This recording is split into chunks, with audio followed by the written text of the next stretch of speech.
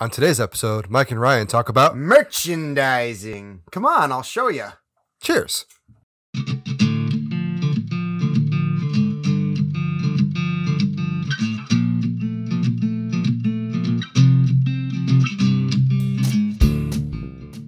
Hi, and welcome to another episode of Brewthers-In-Law, where beer is thicker than water. Join us on a journey discovering home brewing, craft beer, and more. I am Mike, and as always, I am joined here by my brother-in-law, Ryan. How you doing, Ryan? I am good. We just had dinner. Little pita. Very nice dinner. A little bit of Mr. Pita action. Yeah. And enjoying some good beer. Enjoying some Mike's homebrew that we can't talk too much about because it'll come up in a later episode. Yes. Stay tuned for that. That's a teaser right there. Ryan and I are both amateur homebrewers, excited about beer and homebrewing. On Brewthers-In-Law, we aren't looking to act as authorities, but to share our experiences with you, the good, the bad, and the ugly, and we hope you'll share with us so that we can all learn and grow and enjoy this wonderful hobby together. We've got sort of an interesting episode topic today. We're going to be talking about merchandising, which we're sort of struggling to come up with a good term for it, but basically like the sort of labeling and naming and like all the sorts of different ways that we as homebrewers sort of make our homebrewed products our own with like just sort of like put a branding basically, maybe is a good word, or swag, I guess. So I want to sort of base my first sip off of that. So Ryan, aside from your brewery and your beer, what other things in your life, if any, have you given a name or drawn artwork for, or, even, like, are there things that you get super stoked about in the certain movie franchise you like will cosplay when you go to the movie theater or whatever, like just anything like that you really sort of like try to put your own kind of stamp on? So I named my car, but it's not original in any way, shape, or form. I'll explain what it is. My car name, and every car name actually I've ever had, is always Eleanor. And the reason I name it Eleanor is because Gone in 60 Seconds. For those who have not seen the movie, the new version, I know there was it's a remake technically with Nick Cage when he did it. But I didn't know that. I didn't know it either for the longest time, actually. The original was weird. Like it was back. There's like Tron, seeing the original Tron and being like, yeah. But in the newer version with Nick Cage in it, the big car that they steal is a 1967 Shelby GT 500 Mustang. And it was the first car I fell in love with. It is the most gorgeous car in the world. I don't care what anyone thinks. And in that movie, they name every single car because that's how you make sure cops don't know what you're doing, because you name the car. And he named it Eleanor. It's like his white whale. He's always tried to apparently steal this, and it always gets away, and he's trying to steal it again. And it's a gorgeous car. I always name my cars after it, so that's why I always named it Eleanor. That's cool. So I think I'm on Eleanor 6 right now. I knew that you had named at least your Volkswagen My Eleanor. Jetta. I Yep. did not realize that was like I didn't know the story behind why. That was That's pretty actually Eleanor 3 at that point. Okay. So, and I think, like I said, I think I'm up to 6 right now with the truck. Eleanor the Sixth. The 6th. Eleanor Kuhn 6 of her name. the What about you? What's something you do? So, I actually had trouble with this one. I thought This was your idea. I know. I thought that there was more. So the two that I would say, I like kind of soft. I've soft named a couple of my cars. I haven't given them like human names, which I think is the more classic thing to do when you're like naming your car. But I had a 95 Grand Prix that I named Old Red. And I referred to my like green Honda Element. I was waiting for this one. As the green machine, or the Hulk. The Hulk, yeah.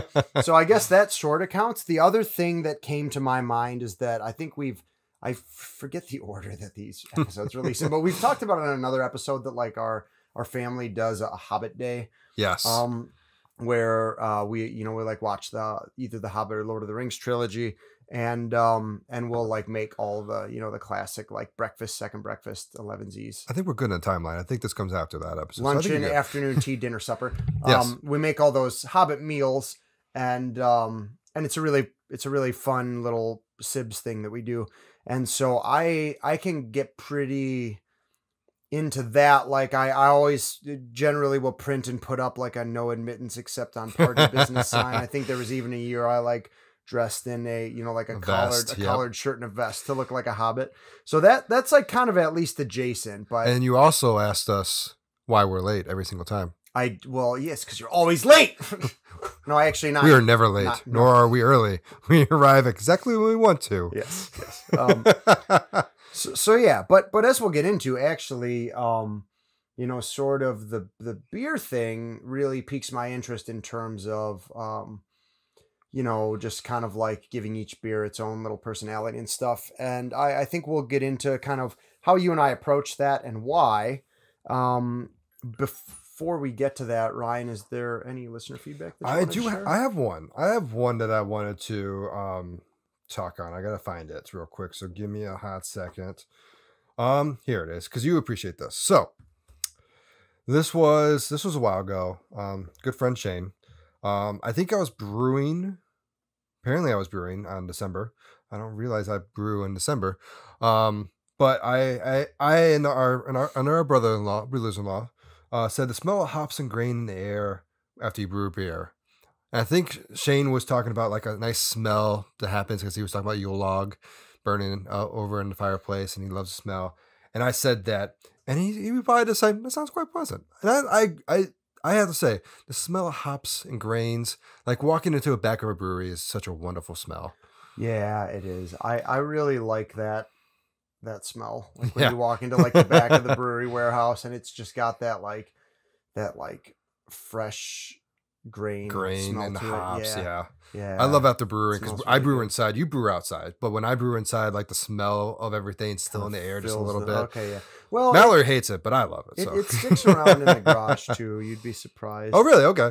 But yeah, that is a nice comment, and it actually like sort of like really takes me to, just the experience of like walking into a brewery's back room, or like we got to do.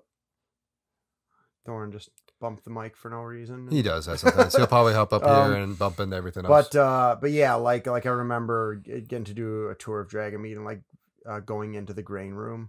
Yeah, where like they like pour it all into the what do you call it, the mill. The mill. And oh my god, it just smells so good. It's such a great smell. I love going into a brew store and just. This is a bit of a weird tangent, but because I know you brew extract, but you do steeping grains. Do you like just munch on any of them before? I do not, actually. Okay. I might have to start doing that. I made a habit out of that because like I'd heard somewhere that it's a nice way to sort of get a sense for the sorts of flavors they impart, but also some of them are just, God, I could eat Pilsner malt by the spoon like it's like it was cereal. It's so good. It's really, really yummy. I mean, a chocolate biscuit would probably be really good. Yeah. That'd probably be really good. Could be. Yeah. Well, yeah, maybe you should start. I have some, actually. I think I have a little bit of chocolate left over from when I did the stout. Now you know what you can do for dessert today. Pour a little bit of that over some ice cream. There you go.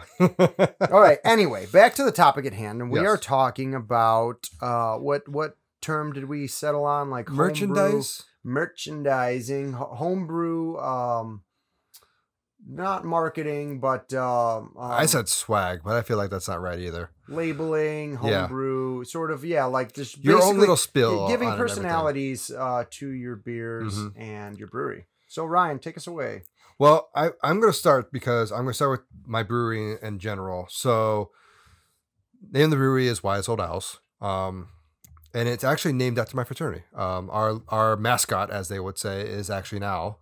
And I started with one of my fraternity brothers, so that's why it's Wise Old Owls with plural. The two of us doing it. So the logo, actually, I do have a logo, and I think we'll post it on some screen art when we post this podcast and everything. It's just an owl face. I kind of relate it to going to those Pokemon people, Noctowl from I think it's like gold or silver, and it's got like the owl, like he looks kind of angry, and I kind of like it. It's really cool. My other original brewer, Matt, came up with it, and he actually hand burned a wooden spoon with that logo in it with the name across the handle, and it was the first little bit of merchandise, I guess, swag I got from it. So can I ask, how did you guys sort of settle not just on that name, but like how did the conversation of we should like name this, this thing that we're doing, we should like pick up, because I have never had a like brewery name. Haley and I have just never really, I don't know why, but I guess before we get to me, I'm just curious, sort of like, how did it come about for you guys that you decided to do that? I think we just pitched ideas back and forth, and it just is what happened. It was just like you guys were stoked about doing it, and it was Yes. just a given that you needed a name. Yes. Okay.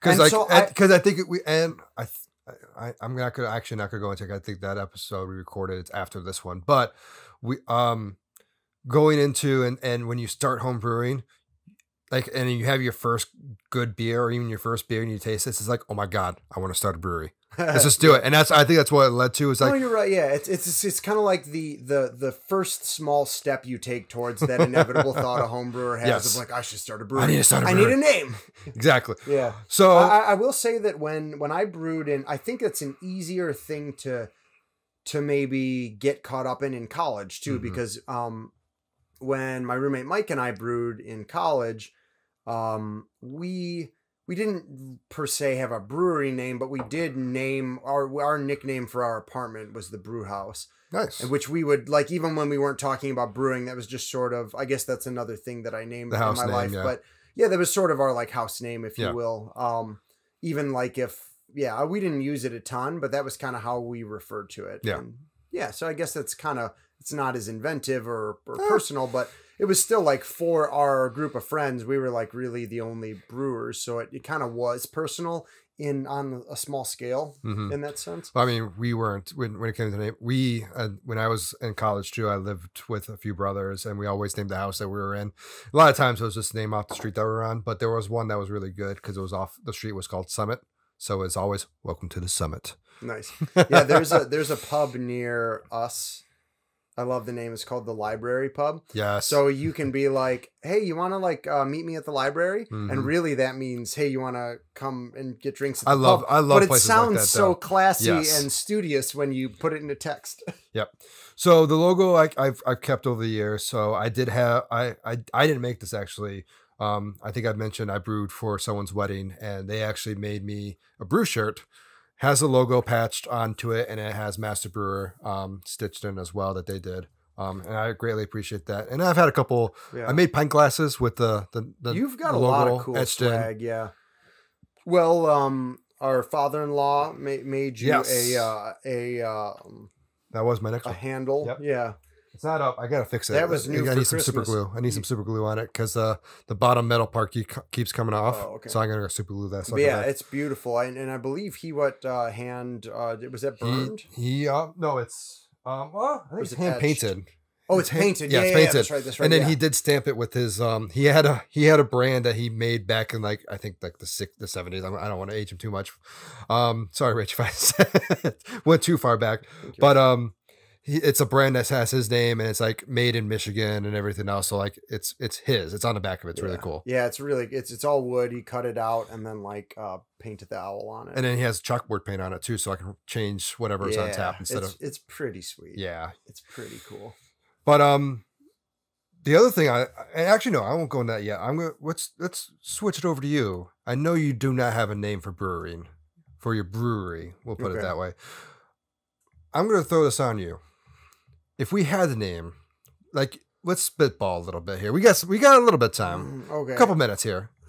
So you tell me if you want to spitball, like I'll tell you what, you give me an idea and then I'll throw an idea. I actually have Let's a see what really we good can one. get. I've been Okay. thinking about this. The Falling Apple. Falling apple.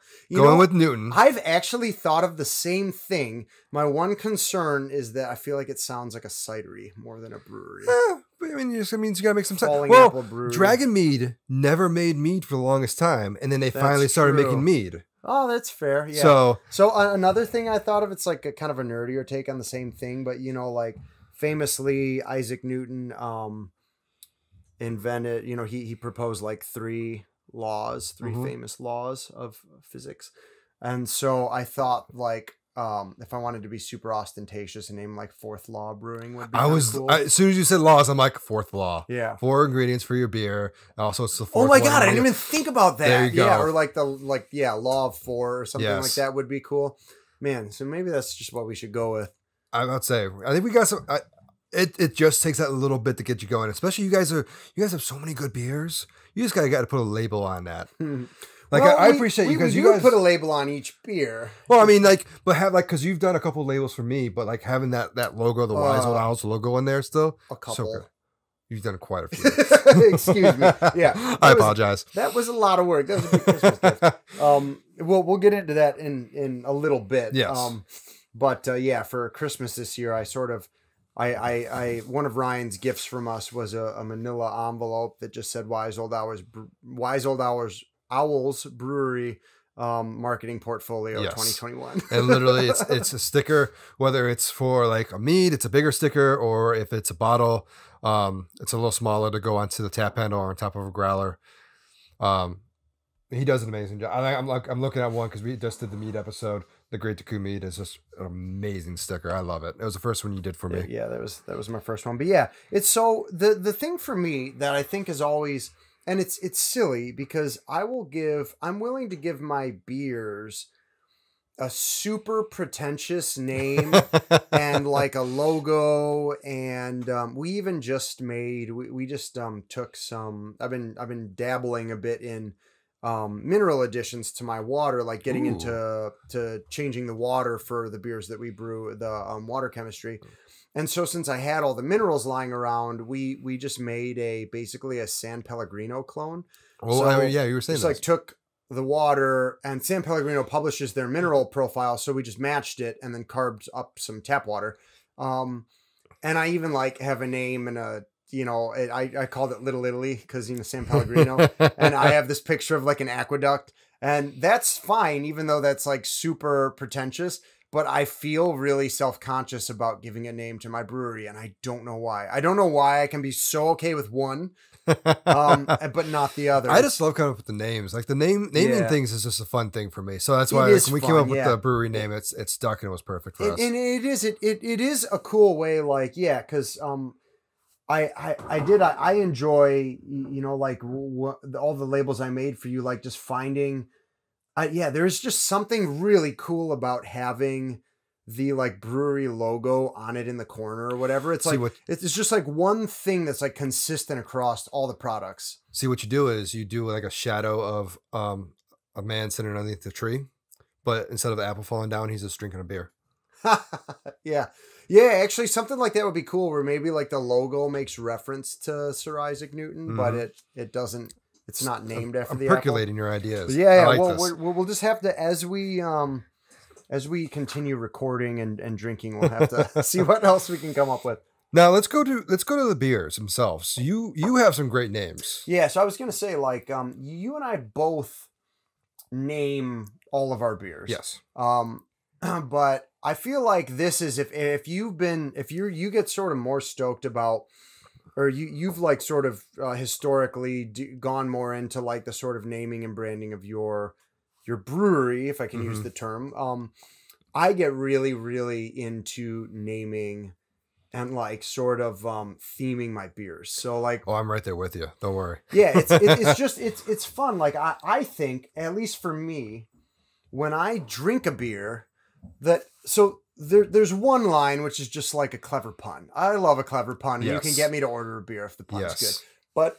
But then there's also just like a beer with a cool backstory, or really like a name that just sells the experience you're looking for. Like one that I think we're gonna get to kind of like commercial examples later. We'll stick with ours. So we'll stick with ours, but like for me, I can even sort of trick myself. I guess the point I'm trying to make is, I think the name sort of, so much of enjoying a beer is external to the actual flavor. How does it look?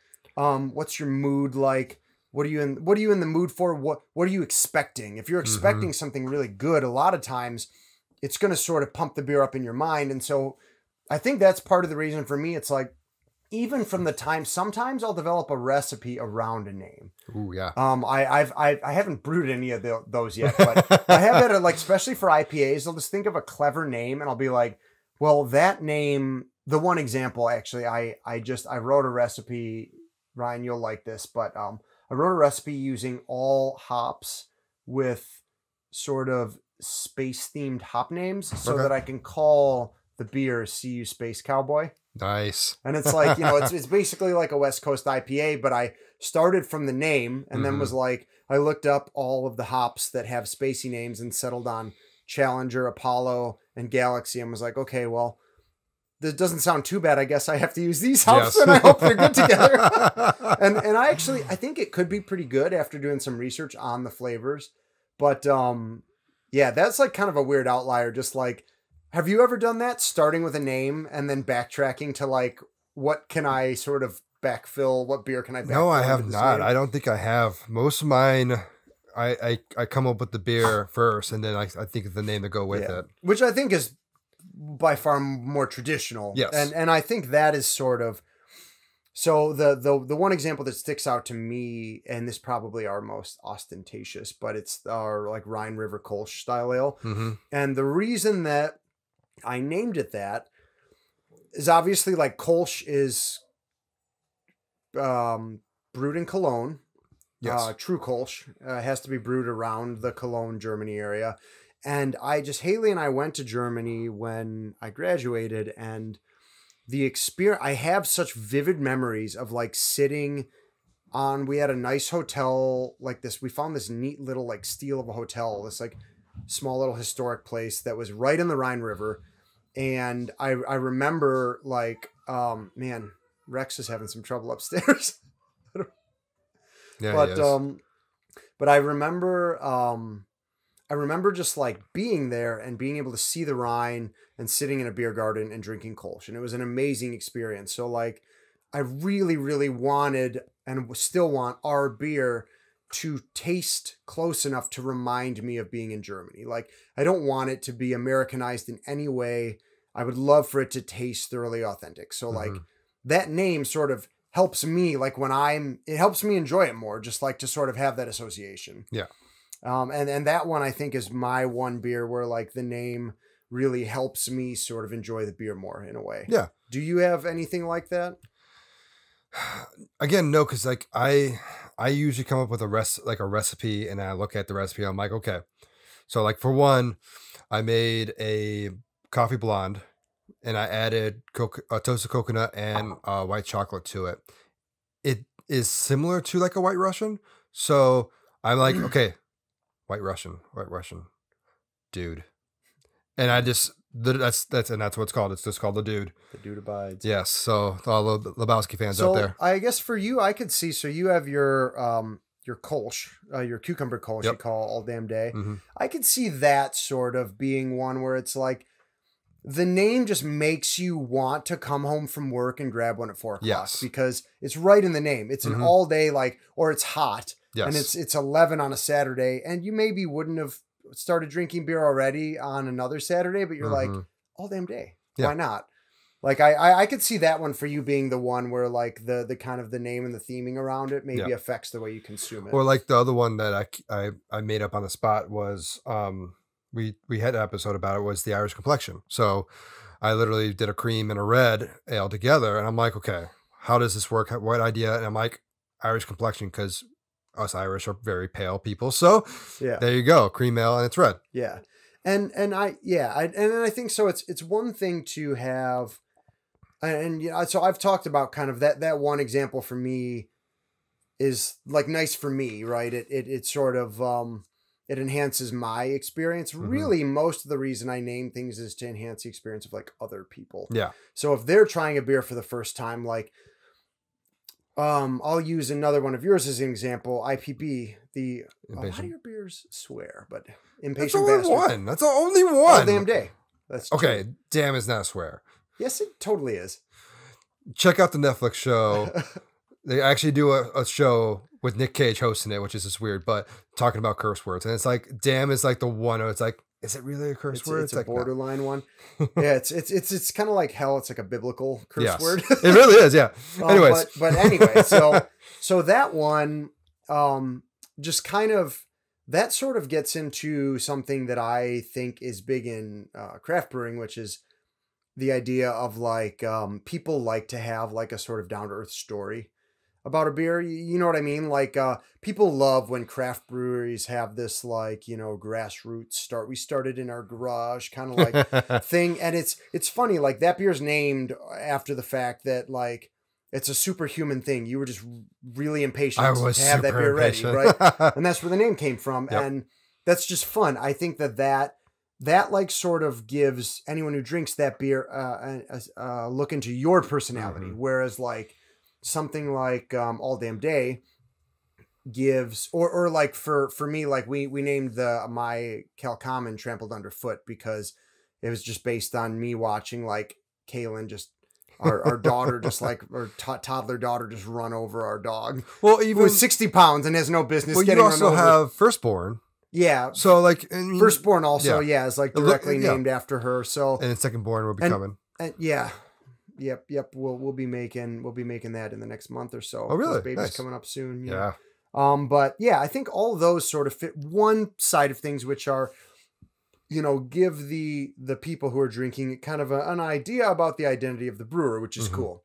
The other one though that's really good is the puns. I love the puns. I think puns are great. Have you made any? I mean, short and stout. Oh, Short and Stout's a great one. Yeah. Yeah. But I think that one is like one of your best names because it's just clever because it's, I'm a little teapot short and stout because it's got tea in it. I will admit, I got to give credit to a buddy of mine, Nick, which I think you met Nick. He was at our wedding. I believe so. And he's been on a couple of the guy nights that we've done when we go to the whiskey bars. But yeah, he came out. I believe he came out that way. That one works on several levels because it is a stout, and there's that, and then there's also the fact that like you bring it every Hobbit Day, and so we've now for Hobbit Day we have a special label that themes it around Gimli the dwarf because he is short and stout. But yeah, that's a great one. I love a good pun. I don't know if we've done any.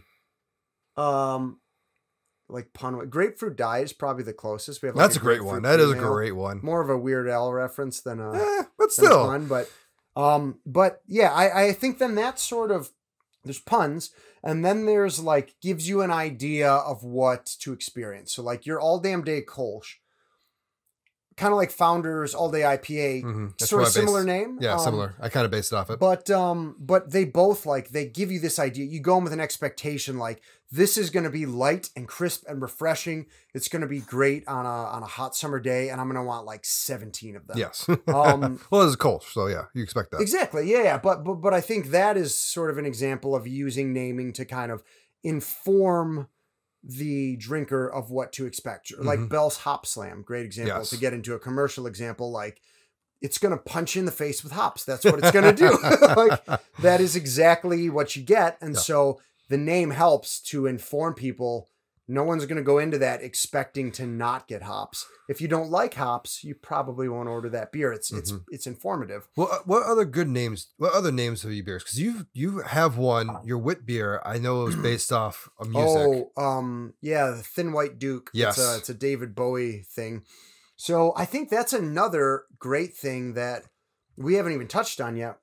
I guess I mentioned See You Space Cowboy, which is a bebop reference, but like. I love naming beers in such a way that it allows, it's like a great way, especially because I do labels for all of mine. And now I've done labels for all of yours too. I like messing around on Photoshop, but I don't really have anything to make, you know, like I'm pretty good at it from my job. But I've got like decent skills, but I don't really have any sort of artistic impulse to make certain things in it. So it's mostly, the name and the logo are a really cool way to express other things I'm nerdy about. And I think that like your IPA Hazy Triforce sort of is an expression of the Great Taku mead as well. And the Great Taku mead, both expressions of how you're a Zelda fan. So like I'm a huge music fan. So Trampled Underfoot is also named after a Led Zeppelin song. Thin White Duke is named after David Bowie. If we ever make See You Space Cowboy again, that's a cowboy bebop thing. I think that's really fun because it's just nice. Like when you like something, it's fun to be able to sort of incorporate it into your beer making. Yeah. Because again, I think like it gives people a sense of sort of what you're like. It's like by drinking your beer and seeing what you've chosen to call it and how you've chosen to theme it, they get to know you a little better. Exactly. Because I do have a couple Zelda ones, as we mentioned. I am working on a Star Wars theme one as well. Oh, cool. Looking forward to that. And this will probably we'll actually dive into this next season actually. But my wife's book, Mallory's book, is coming out. I plan on doing a 6-pack to go with the theme of the whole book and everything. I got challenged by Rob Ray. I hate you, Rob. But I think you interpreted the challenge in the most challenging way. I did, because he literally he said do a 6-pack, and you went 6 different beers. Yes, challenge accepted. Yes, I might have went overboard on it, but I do plan on doing cool it. Idea. Yeah, I do have 6 different. Not even just 6 different names, but six very different styles going into this. So I'm really excited for that project. Although I think you are gonna like not want to brew for a year after. Well, I'm only doing like 1 gallon batches, so like I'm gonna do small. Still, that's like a lot of brew days. Yeah, I could honestly probably do 3 at once. Maybe 3 beers at the same time. Yeah. All right. Well, is there anything we haven't covered? I'm trying to think back on all the beers we've made. I think for me, that's sort of it. It's like I'm either trying to. It's going to be a good pun. Mm-hmm. I'm trying to sort of inform my drinkers of what to expect in some way. I'm trying to sort of play off a something else that I feel really passionate about or have a hobby for, or it's just something deeply personal to me. And it's, like the Rhine River Kolsch is an experience for myself that I'm trying to recreate with this beer. Yeah. So is there any other, can you think of any other reasons? No, I honestly, like my biggest one is things I enjoy, like Big Lebowski, Star Wars, Legend of Zelda, anything that is greatly related to me, to kind of explain like more of an insight saying like the patient who you are as a brewer. And then also just nothing beats a good pun. Like I will look at a brewery and be like, oh my, and we'll get into that later. I actually have a great one for that. I don't want to give it away, but like we'll talk about like if you have a great pun up there, I'm gonna order it no matter what. I don't care what beer it is. I'm gonna order it. Yeah, and I think a kind of a thing related to that, so that's sort of the names. We've talked a little bit about the art. It's sort of it's a hard conversation to have because one, I do art for both our breweries. Yes. And two, no one can see them. You can hear the names, but you can't see the art. But I know for me that like really, really striking art style is something that will get me to pick one beer over the other in an aisle, like 100%. Commercially. And so it does make a difference for me. Like if a beer looks cool, I feel like I go in expecting it to taste good. For, whether that's dumb or not, like it's real. Like when something has really, really a high level of execution on the art of like the presentation of it, I expect a high level of execution in the product too. And so that's kind of another part of why I like to do the art for my beers and stuff is like, I just think it's just cool. It's sort of, I feel like it gets people hyped up. Yeah, no, agreed. And I think we should put a pause there because I think we're going to lead into the next topic, which will be after the break. So let's take a quick break. I'm going to check on my dog, make sure he's okay.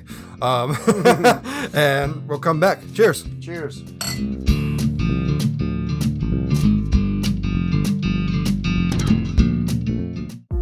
Hi there, I'm David. And I'm Kate. And we're the hosts of another Zelda podcast. There are so many good podcasts out there, and some of them in particular concern The Legend of Zelda. That's right, Kate, and we are another one of them. That is actually the name of our show, Another Zelda Podcast. And in our show in particular, we talk about some of our favorite dungeons, characters, boss battles. We have top 10 lists. Yeah, we do deep dives on game design and production aspects of the different Zelda games. And we talk about our own experiences. We do some review episodes, talk about our challenges, our struggles, and our victories. That's right. Really just almost anything that has to do with Zelda, we like to talk about it. A new episode comes out every other Friday, and you can subscribe to the show on Apple Podcasts, Google Play, and YouTube. And you can also check out our episodes on our website, anotherzeldapodcast.com. That's right. All right, we will see you there. Okay, bye. Hey, this is TC, And this is Jim from the Studio Demands It podcast, where every episode we take a demand from a hypothetical studio which could be you, and challenge ourselves to conceptualize, pitch, and craft a film based on the stipulations or the demands we are given. We talk about movies all the time. Particularly, we complain about the choices made in the films we've seen.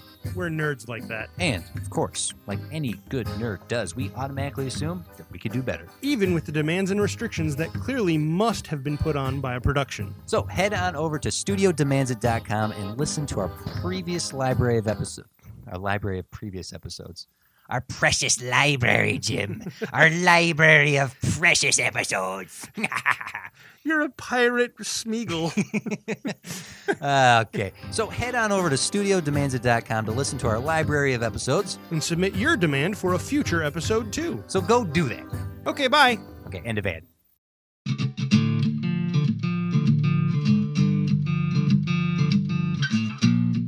And we're back. And just so you know, my dog's fine. So That's good. he decided to run around the house and then slip and try to attack the cat Generally as well. be a goober. Generally be a goober. We're assuming that came through on the audio. We were told he kramered around the house, and I think that's just the perfect way to describe everything. Yes, I think so. So we talked about our stuff. Let's talk about what we've seen some other like actual breweries do. And we know like the main thing, they do a lot of merchandise, obviously. They do a lot of shirts with logos on. But like what is other things that you see?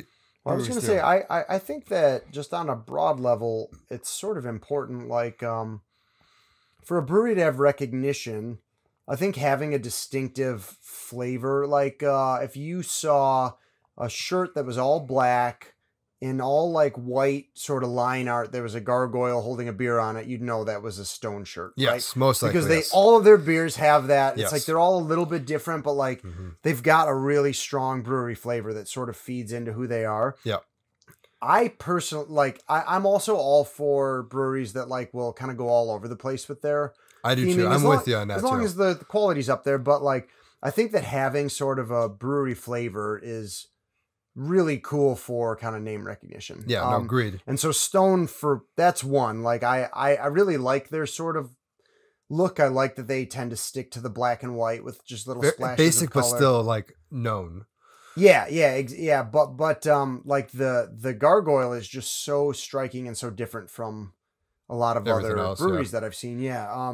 So that's one for me. That's kind of one of my favorites. Do you have any that you can think of? A lot of times, I mean, most of it comes down to what you were saying with the logo or anything, or the artwork in general with the bottles and cans and everything that they do.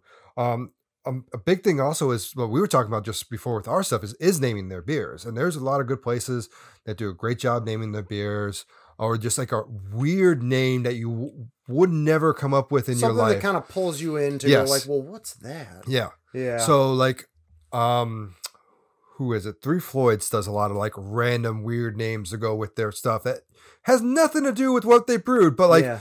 what is this? But I Three Floyds though too, I think is a great example of another brewery with a really strong like. So they pull in some of these commercial breweries will collaborate with like real artists, professional artists, Mm-hmm. and it's so cool. They do it. Terrapin does it. Terrapin does, yeah. I think we've talked about that in previous episodes where like Terrapin sort of has this kind of. They have a little turtle mascot, which is super adorable, unless it's the Hopsecutioner turtle. Yes. But they have this sort of psychedelic thing because they have worked with primarily Chris Pinkerton, but there's another one I can't remember right now, but two different artists who like used to do posters for like 60s, 70s like psychedelic rock acts. Santana. I'm just picturing Santana right Pink now. Floyd. Yeah. So like they have this really distinctive kind of psychedelic sort of almost like like a Grateful Dead poster sort Yes. of look to a lot of their beers. And then Three Floyds, on the other hand, does like comic book style art.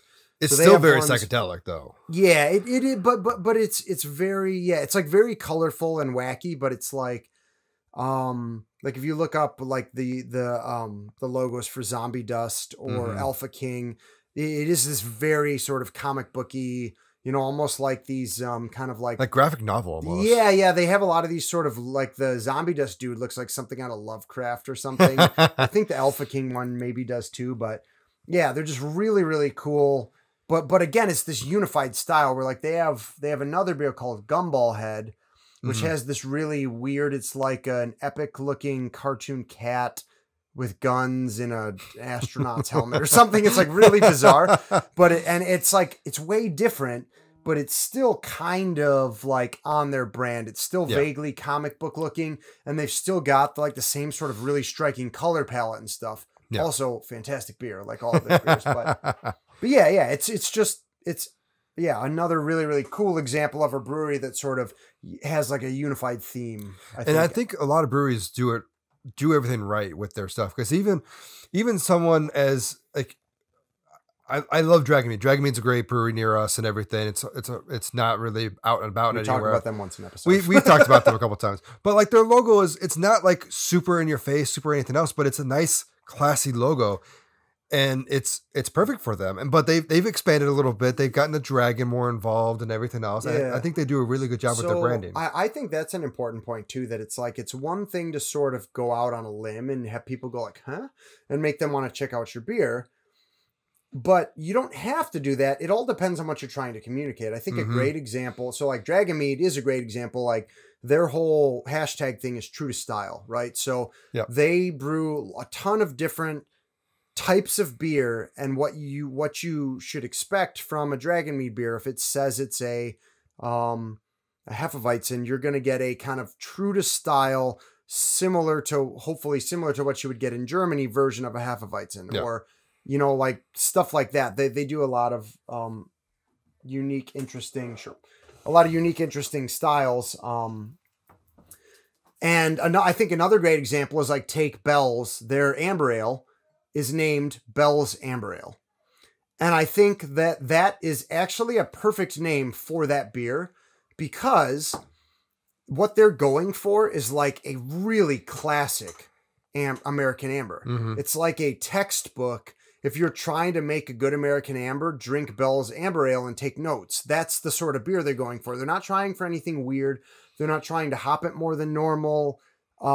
They are really just going for like a textbook amber ale. And so if that's what you're in the mood for, that actually, paradoxically, the fact that it's just called that might draw you in and go, that is exactly what I want. I don't want a spin on an amber ale. I want like a well-made, perfect, like down the middle of the lane amber.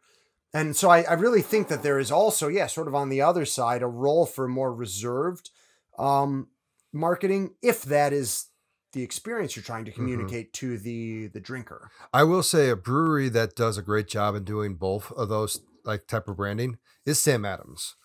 Yeah. Sam Adams, you got Boston Lager, you have Oktoberfest, you have winter ale. Like they're very basic with the name sometimes, and it's telling you exactly what it is. But then sometimes they go Jacko, which is their pumpkin. Right. We talked about it in our pumpkin one, but like it's okay. You can assume it's pumpkin because it's called Jacko, but like it's still a unique name to go with it. Old Fezziwigs ale. Yes. Yeah. So like they're a nice one that does a little bit of the both. I like that. I think they're an interesting example too of kind of we've sort of presented sort of different takes, but like they have a very simple art style. They do, but it is so consistent across all their beers that it is very recognizable. Yes. Like super recognizable.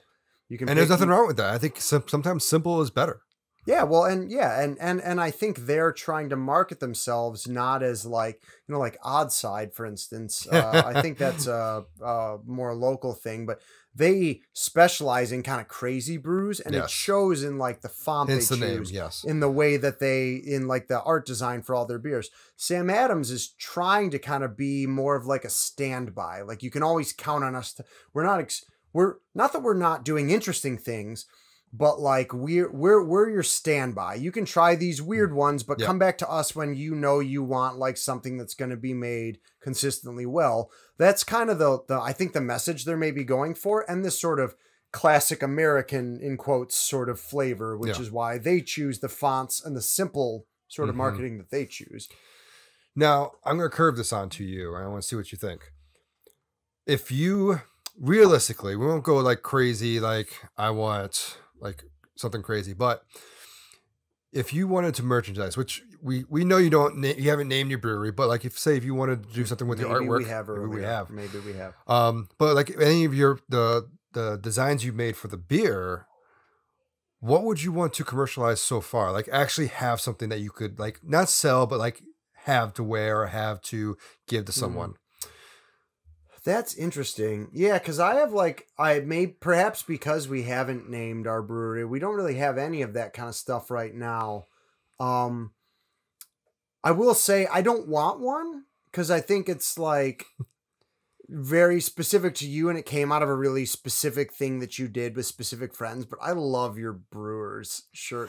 It's so cool. That's from Mike and James, right? Yeah, Mike and James. You have to have someone give it to you. You can't just make it for yourself. Well, but I also think like it even just like that wouldn't have worked as well as like a Christmas gift as it would have. It was like you did a special thing for them on their wedding and that shirt commemorates that. I think that's like a really special I think part of the reason it's so cool is because it has such a special experience tied to it. Yeah. But I will say most of what, like in my perfect experience for having a keg and we're in the middle of, the COVID pandemic. So we have not gotten to have this experience, but I would love, my ideal thing is like make good beer, have it on tap for a 4th of July party and just tap it in a day. You know what I mean? Like everybody comes over, everybody loves the beer. We drink a ton of it and it just, boom, it's gone.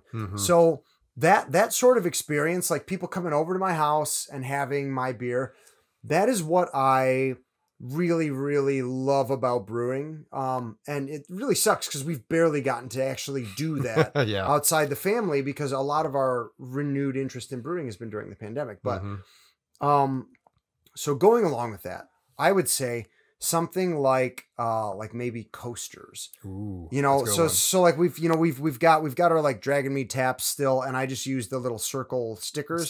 Yeah. And then I put little menu signs next to the taps to like sort of a bigger picture of what our beers look like. So that's sort of the serving setup. It'd be really sweet to have, I guess, like pints too, like pint glasses that are labeled, but we've just got so many other pint glasses now. So I think like if you imagine a party out on our backyard with like tents set up and like tons of tables, and on each table were like house coasters. I just think that would be so cool. Yeah. So that would probably be mine. What about you? You've already got a lot. So let's recount. You have like a brewery paddle, which is basically just a cool thing to sort of hang on the wall. You have your shirt. You have your tap handle, glasses. Yep. What more does a man need? Well, the easiest one. What more does a man want? There's a lot. The one that I would really like, I think would be really easy to do is a sticker, like a car sticker or something like that to put on. I see a lot of breweries do that. It doesn't seem super expensive. Well, and you and Mal are big on the car stickers. Car sticker. But I've seen a lot of people put brewery stickers on their cars and everything else. Like it's kind of hipster or even thing to just do. like one of like those like small ones that almost look like they want to go on a guitar case or something. Yes. I've heard that like people will put those on their growlers.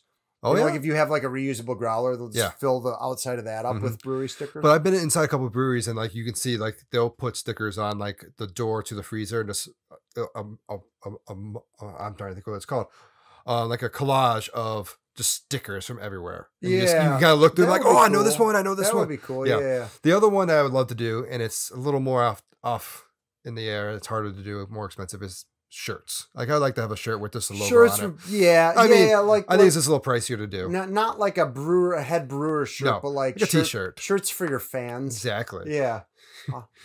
all my family of fans. Hey, I'd wear one. I mean, do you have a cool logo? That helps. Yeah. But yeah, no, I've thought about that. Shirts would be cool.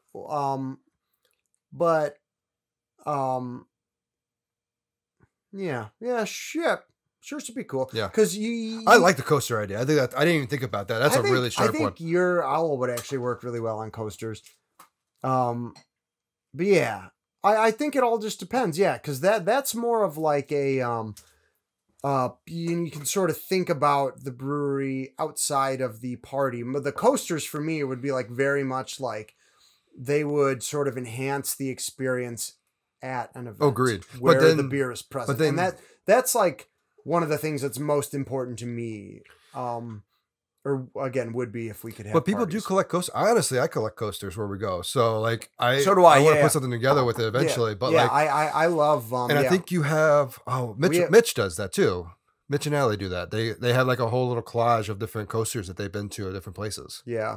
Which is where I got the idea from. That is, that is cool. And you're right. We do have sort of a collection of those like sort of not single use per se, but those kind of like whatever the material is. They're Yeah, like little kind of cardboardy, papery, yeah. cardboardy coaster. Yeah. We've swiped those from quite a few places. Graph Cap let us take them. Yeah. We actually asked them. I don't really think I don't think anyone really because needs once to they ask. get wet, I don't know. They start losing a little bit. Yeah. Yeah, they get like soggy and stuff. So I think they probably refresh them. So Yeah. I've got to assume it's not a problem. All right, Mike. So I have one more thing for us to go over. And I don't Okay. think I put this in notes. Let me double check my notes. No, I did not. So This is another put me on the spot thing. this is. I mean, Been a lot I of don't that think in it's. this It's not going to be anything like to you, but I want your opinion. I on don't this. so much like you leading these episodes, Ryan. I do not like it, Ryan. So I want to know the coolest thing you've seen. So I got 4 different categories: okay. beer name, artwork, logo, and then anything random about the brewery itself.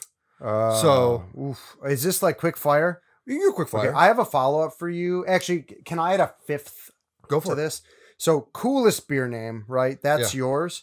Mine is going to be best beer name pun. Separate. That's what mine is. Oh, okay. Fine. So, okay. Coolest artwork. So are these for specific beers? You can say Beer name, you can artwork, say- logo, and anything else for Okay. a specific beer. So Is that let's right? start with beer name. What is the coolest beer name you've seen? Okay. And this includes puns? This includes anything you want. Mine's a pun. I'll We're tell you not- that right we're now. not doing puns as separate. I really wish we could do puns as You can give me as a both. separate Give name. me both. Okay, I'm gonna give you 2. Juice Bigelow, which is a juicy like New England IPA. That's Rochester Brewery, isn't it? It is. Yes. It's a beautiful name. Yeah, Yes. I think it's so funny. That's my favorite pun name. My favorite beer name is there's a dark Belgian ale I really love called Brother Thelonious. Ooh, And that's so nice. it is it's named after the jazz pianist Thelonious Monk. So you get it. It's a Belgian abbey, monks. Monks, yeah. Thelonious Monk, yeah. Love that. And it's really cool too because they apparently give like a portion of their proceeds, at least it says on the bottle, to like jazz education, which is really neat. Nice.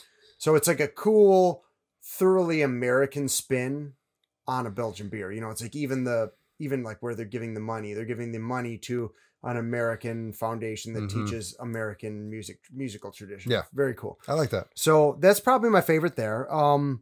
In terms of artwork. Now, it doesn't have to be a specific. So what's the difference beer. between artwork and logo? So artwork is more like what's on the cans and bottles. Like we were talking about with Three Floyds, how they do like a crazy artwork. Yeah. Like, and you can say Three Floyds, I won't hold that against you. But like the artwork that's on the cans or bottles. So I think for artwork, Terrapin's Mr. Crunkles series or Where in the yes. World is Crunkles. So like they have their like passion fruit orange guava IPA. Is that like, remember the blue can? Yes. It's got this like crazy super like those Crunkles ones tend to be like really, really psychedelic and super cool looking. All their artwork is great, but those are some of my favorites. I will also say that Hopsecutioner by Terrapin is so striking that I like sort of themed my kind of maltier IPA that I made off of it. Yeah. Not only like I sort of tried to clone the beer, but I also sort of themed my name and everything off of that. So those are really big. I also, for some reason, I just really love the that I love the beer, the Abbey of Left Blonde. Yes. And they just have like a really kind of simple artwork with like sort of a stained glass window on it. But I think it's so perfect just in summing up that like you are about to get this like sort of almost like holy, Belgian beer, it's going to have that strong Belgian flavor, like get in the monk mood. So that's a simple logo that I think, or artwork that really goes a long way. So logo is like brewery logo. Yeah. The brewery itself. Okay. man, I'm just I know I have my answers, so don't worry. I'm going to the well. Okay, so I will say I love the Terrapin Turtle just because it's used in so many different, in one he's decapitating hops. In another one, he's like got a cute little Panama hat on. He's going on a hike. Or he's on the beach. Yeah, with the sunset. The Terrapin Turtle's really cute. Yeah. I love the Stone Gargoyle. I love the whenever Guinness uses the toucan. Oh, yes. Huge fan of that. I thought I had him up there. You've got the even more classic. There's nothing like a Guinness. Yes. But yeah, those are all really great. I love all those. I do love okay, so then for the anything else, we'll go to the Dragon Mead Well again. They have because it's a sort of a family business, I have a crap ton of shirts because I get them for Christmas and stuff. They do a great job with the that. one that says do not meddle in the affairs of dragons, for you are crunchy and good with ketchup. Yes. I think it's so that good. That was very original. I love they have some like really funny, genuinely funny t-shirts and stuff that I really like. Also, I think that the Oberon Sun, super iconic. Oh, yeah, it's a great logo. Yeah, I'm trying to think. Another thing that I find at least really iconic is the like the Grolsch, like the pop top bottles, just because so few people do those. And there's a Belgian beer I just tried called Orval, O-R-V-A-L, and they have this super cool, like really chic. You just like look up a picture of like Orval bottle. It's like a 12-ounce bottle, but it has this really elegant shape to it. It almost looks like like a downsized, like really fancy bottle of champagne or something. And it's just a really cool bottle. So that's sort of something we haven't even talked about, is like changing the bottle itself. And actually now I've got this, I brought a little bit of my beer over for you in one of these Dragon Mead howlers. I'll just say that I think that the idea of a howler is a phenomenal idea, and I love it.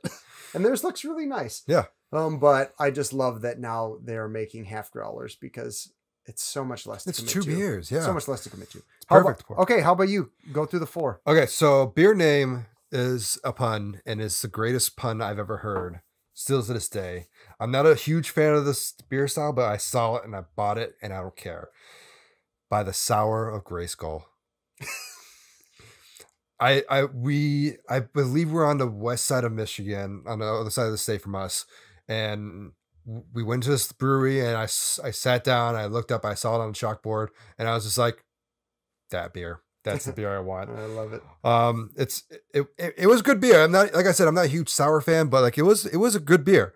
Artwork, Three Floyds. I love the work they put into it. Like it sometimes it doesn't even make sense, but it's just, it catches your eye. This stuff is so cool. Haley brought home a 24-pack that came in a box, and the box has their artwork all around the sides, and we've just kept it because we just can't throw it away because it's so awesome. Logo, I'm going actually local again. It's called Copper Hop. So it literally is a rabbit hopping over a hop. And it's not even that crazy or that weird of a thing, but like it's such a nice looking logo. Yeah, it's very distinctive. Yeah. Others, I got a couple. So the first one, actually, you brought up bottles, and you probably saw, you mentioned this actually a couple of days ago, last time you were here. We made it into a cup actually because it's so cool. The Lucky Buddha beer bottle. If you guys have not seen this, look up Lucky Buddha, and literally it's a green bottle that has like, it's Buddha himself kind of like made into the glass. It's really, really cool. I love it. Yeah. And then the other one, I hate actually, that beer though. I think it's gross. it's okay. Skunky. It's okay. I mean, it's a green bottle. It's a green bottle. Will do that to you. But the other one too was actually a brewery that we went to when we were on our cruise in Nassau. So we're shouting out all the way down to the Caribbean here. The Pirate Republic Brewery in Nassau. The whole theme is pirates. The beer names are pirates. We bought a glass so we can have it and bring it. It's all pirate theme. It's a small little brewery down there, but it's such a good little place. And like we didn't feel like super comfortable walking around because I witnessed people getting pickpocketed as soon as we got off the boat. So we actually hung out on the boat while everyone else was gone, and then we went out straight to that brewery because I saw it when we were walking around. At first, it wasn't open yet, and then came back in after getting that and some actual rum from Caribbean for Rich. I think it was for a As birthday you gift. have to, Yeah. I see. I think you got another one. I see you looking. Yeah, there's just one I kind of forgot about in terms of like, I don't know, mascots or artwork or whatever. The Hitachino Nest White Ale has this, look how cute that little... That is adorable. It's like a really cute little owl, which I thought Ryan would love. I love this beer, and it was sort of the inspiration for our attempt at our white ale, the Thin White Duke, which honestly, it didn't come out tasting anything like this beer. But I love this beer. It's like one that you can probably find in America at like a sushi restaurant.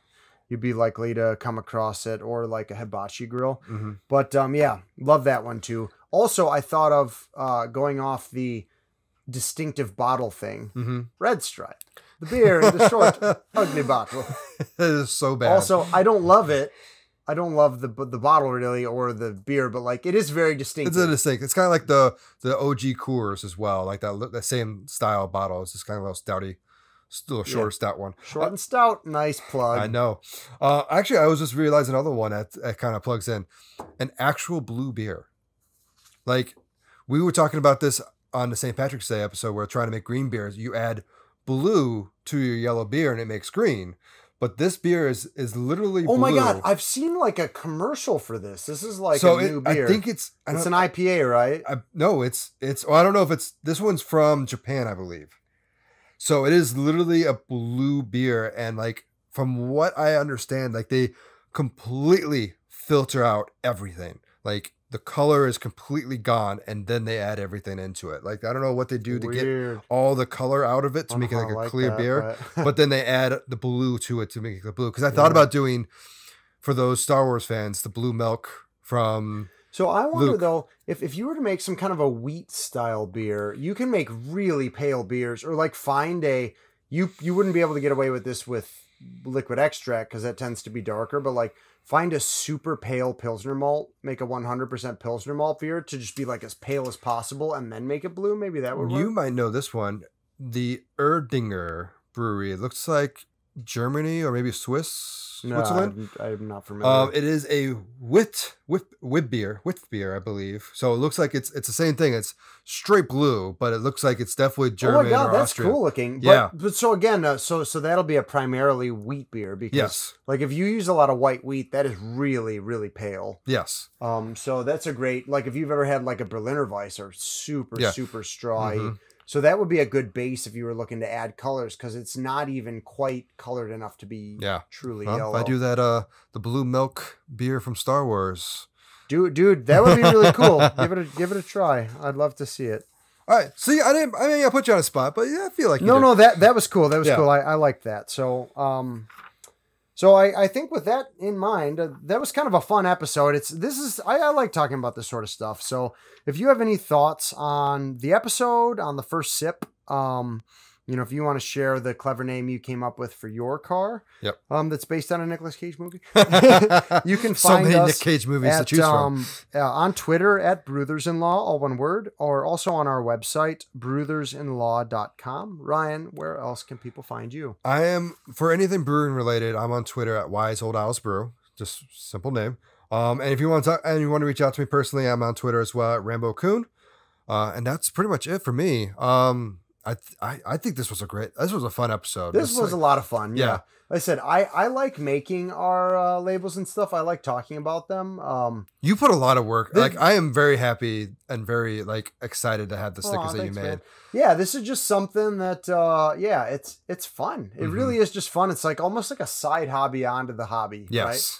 So, but keep them with the main hobby. We've got some beers to finish. So until next time. Well, first of all, let's make sure everyone knows to rate us on iTunes or Google or whatever else you listen to, because that helps us out. We appreciate that. But with that said, cheers. Cheers.